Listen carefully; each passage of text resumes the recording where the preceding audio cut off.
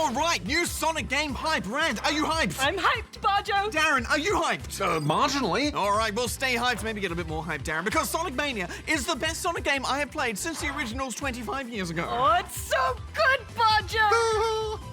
The story begins with Sonic and Tails flying to investigate a weird energy signal. But Dr. Eggman gets amongst it, and Sonic and Tails are sent back in time!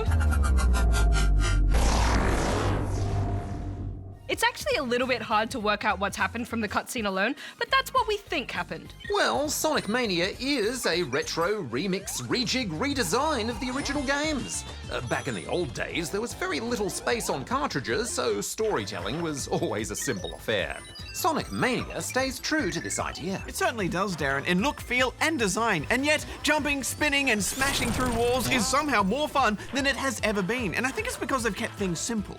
There's not really any new fancy special moves or any kind of reinvention of the classic Sonic gameplay. It's just pure sick Sonic spins. Yeah, and now that we can play classic Sonic in widescreen, you can see even more of the level, so you know where you're going, which makes for better platforming. Yeah, you really get a good rhythm going. And of course, going back in time allows Sonic fans to relive old levels reimagined, such as the rolling slopes of the Green Hill Zone, the bouncy floobs of the chemical plant.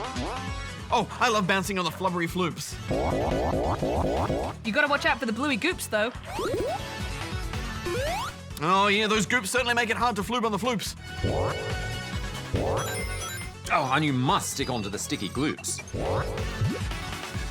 It's certainly a tricky and sticky level. In fact, all the levels are wonderfully designed. There's always 3 ways to go: high, medium, or low.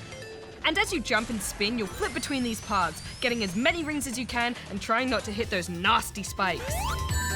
My precious rings, no! No! They're such good levels. In fact, I like many of them more than the originals. There's no nasty traps or walls or spikes that will break your momentum for long. And that's really important because Sonic is all about getting momentum and then keeping that momentum going. And that's not something all Sonic games have got right in the past.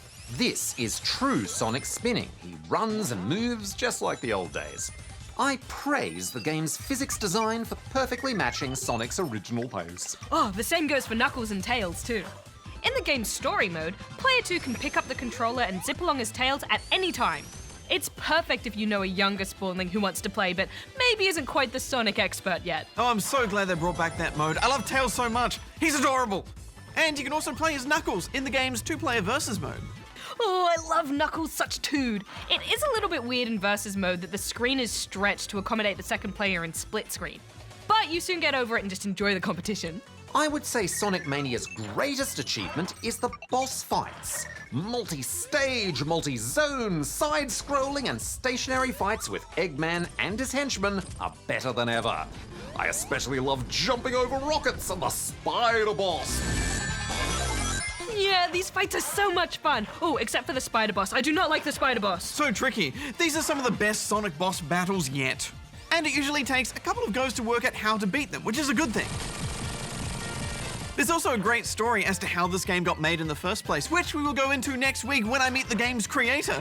Overall, I love this. It was so fun to spin again. It's one of my all-time favorite Sonic games. I'm giving it 5 out of 5 rubber chickens. It is colorful, it's fun, and most importantly, it's fast. Plus, the chiptunes sound great. I'm giving it 4.5 out of 5 rubber chickens.